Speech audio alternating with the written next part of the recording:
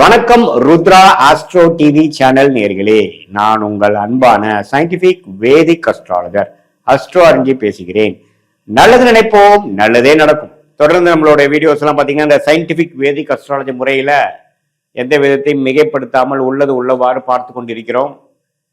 எப்படி உண்மையான ஜோதிடம் செயல்படுகிறது, அந்த ஒளி தத்துவம் எப்படி செயல்படுகிறது, எப்படி நம்மளுடைய பாஸ்ட் லைஃப் கர்மா இந்த ஜென்மத்தில் வாழ்க்கை சம்பவங்களாக சாதகமற்ற சம்பவங்களாக எப்படி உருவெடுக்க இந்த ஒளி தத்துவம் உதவுகிறதுங்கிறத நம்ம சயின்டிபிக் வேதிக் அஸ்ட்ராலஜியில அறிவியல் சார்ந்த முறையில பார்த்து கொண்டிருக்கிறோம். அந்த வகையில ரிஷபராசிக்காரர்களுக்கு 2026 ஆங்கில புத்தாண்டு எப்படி இருக்க போகிறது, எந்த மாதிரி ஒரு பலாபலன்கள் இருக்க போகிறதுங்கிற ஒரு பொது பலன் நம்ம பார்க்குறோம். இதற்கு முன்னாடி நீங்க இது ஒரு 50% அளவுக்கு தான ஒரு பொது பலன்கிறது நீங்க தெரிஞ்சுக்கணும். ஏன்னா உங்களுடைய ஜென்ம ஜாதகத்துல நீங்க எந்த தேதியில எந்த நேரத்துல எந்த ஊர்ல பிறந்தீங்க, அதை பொறுத்து நீங்க எந்த லக்னத்துக்கு பிறந்திருக்கீங்க, உங்களோட ஒரு கிரகம் எவ்வளவு வலிமையாக இருக்கிறது, என்ன தசாபுக்திகள் போய்கொண்டிருக்கிறது இப்போங்கிறதா பொறுத்து துல்லியமான பலன்கள் சயின்டிபிக் வேதிக் அஸ்ட்ராலஜி முறையில அடுத்து வரக்கூடிய லாங் டேர்ம் அடுத்து வரக்கூடிய ஷார்ட் டேர்ம் பலன்கள் எப்படி இருக்குதுன்னு நம்ம தெரிஞ்சுக்க முடியும். இப்ப நம்ம பார்க்கக்கூடிய ரிஷபராசிக்காரர்களுக்கு இந்த கோச்சார அடிப்படையில டிரான்சிட் அஸ்ட்ராலஜி என்று சொல்லப்படுகிற குரு பயிற்சி, சனி பயிற்சி, ராகு கேது பயிற்சி வைத்து அந்த 4 ஆண்டு கிரகத்தை வைத்து ஒரு பொதுவான பலனை பார்க்கிறோம். இப்ப பாருங்க, குருவே ஃபர்ஸ்ட் ஆஃப் கிட்டத்தட்ட மே மாதம் வரைக்கும் 2ஆம் இடத்திலே ரிஷபராசிக்காரர் இருக்கிறாங்க.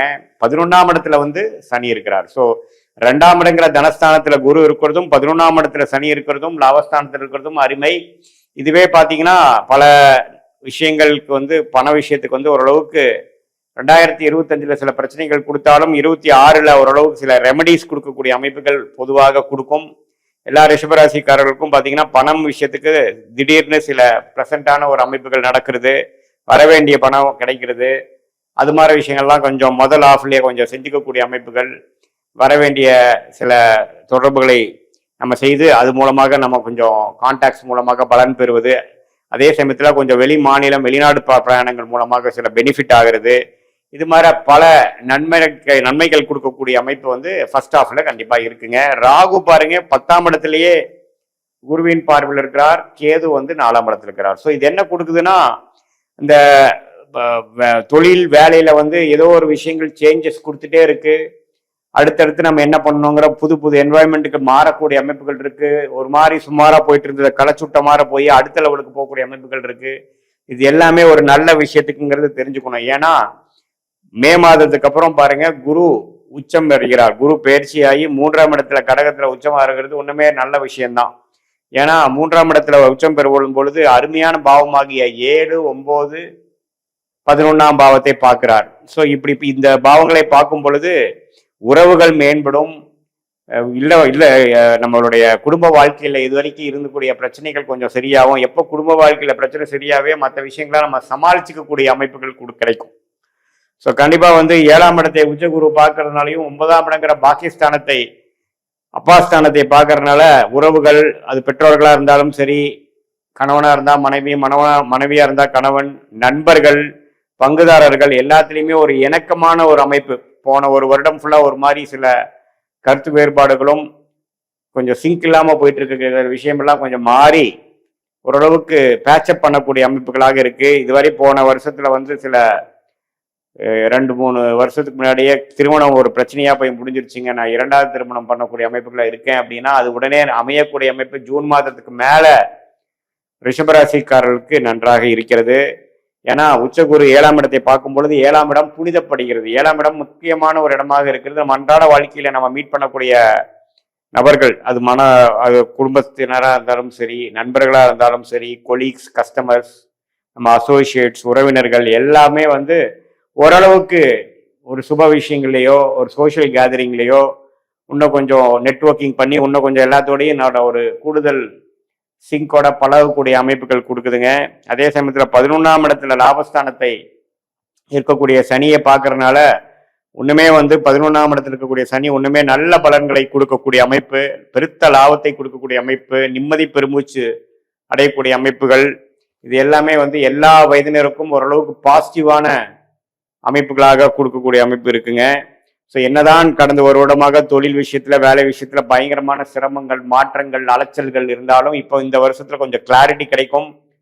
குறிப்பா சொல்லணும்னா 2026 மே மாதத்துக்கு அப்புறம் பார்த்தீங்கன்னா சில விஷயங்கள் நல்லாவே ஓரளவுக்கு ஸ்டெபிளைஸ் ஆகக்கூடிய அமைப்புகள் இருக்கு. அதே மாதிரி மாணவர்கள் பார்த்தீங்கன்னா போன வருடம் ஃபுல்லா ஒரு மாதிரி அந்த அளவுக்கு நம்ம ஈடுபட்டு நல்லா கான்சென்ட்ரேட்டடா படிக்க முடியாதவங்களுக்கு பாருங்க இப்போ கொஞ்சம் நல்ல நண்பர்கள் நல்ல புத்தி ஓரளவுக்கு எனக்கு வந்து இப்போ ஓரளவுக்கு நான் படிக்கக்கூடிய அமைப்புக்கு செட் ஆயிடுச்சு, பையன் நல்லா படிக்கிறான் அப்படிங்கிற அளவுக்கு வந்து எல்லாமே ஓரளவுக்கு சாதகமாக வரக்கூடிய அமைப்புகள் கொடுக்கக்கூடிய அமைப்புகள் இருக்கு. அதே சமயத்துல இளைய சகோதரர்கள் சகோதர பாவம்லாம் கொஞ்சம் பிரச்சனையா இருக்கு. ப்ராப்பர்ட்டி விஷயத்துல வந்து கொஞ்சம் எல்லாரும் ஒரே மாதிரி அலைன் ஆகாம இருக்கிறாங்க அப்படிங்கிற மாதிரி அமைப்பெல்லாம் கொஞ்சம் எல்லாம் சேர்ந்து எல்லாமே ஓரளவுக்கு ஒரு சேர்ந்து எல்லாரும் ஒத்த முடிவை எடுக்கக்கூடிய அமைப்பு கொடுக்குதுங்க. அதே மாதிரி இந்த குழந்தைகள் எதிர்பார்த்துட்டு இருக்கிறவங்க, அதாவது நமக்கு வந்து ஒரு மெடிக்கல் ட்ரீட்மெண்ட் போயிட்டு இருக்கு, புத்திர விஷயமா நாங்கள் 1 வருஷம் 2 வருஷமா ட்ரை பண்ணிட்டு இருக்கிறவங்களுக்கு புத்திரபாக்கியம் கொடுக்கக்கூடிய அமைப்புகள் இருக்கு. ஏன்னா குரு வந்து உச்சம் பெற்று 3ஆம் இடத்துக்கு வர்றது வந்து ஒரு அருமையான விஷயம்.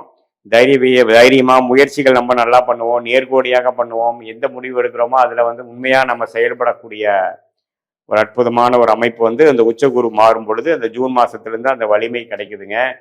அதே சமயத்துல மற்ற எல்லா வயதினரும் சீனியர் சிட்டிசன்ஸ் பார்த்தீங்கன்னா இதுவரை வந்து கொஞ்சம் உடல் உபாதையினால சில ஆப்ரேஷன் பண்ற மாதிரி ஒரு அமைப்பு, சில விஷயங்கள் இதுக்கு மேல போஸ்ட்போன் பண்ண முடியாது, நீ ரீப்ளேஸ்மெண்ட்டோ முட்டு வலியோ ஏதோ யூட்ரஸ் அது மாதிரி ஒரு சங்கடங்கள்லாம் இருக்கிறவங்களுக்குலாம் பார்த்தீங்கன்னா கொஞ்சம் மே மாசத்துக்குள்ள அதெல்லாம் கொஞ்சம் சரி பண்ணிக்கக்கூடிய ஒரு அமைப்பை தேடி வருகிறது. ஏன்னா அதுக்கு மேல பார்த்தீங்கன்னா நமக்கு குரு மாறும் பொழுது கொஞ்சம் அந்த டைம்ல நம்ம செஞ்சுக்கிட்டோம், அதுக்கப்புறம் கொஞ்சம் பரவாயில்லையாம இருக்கும்.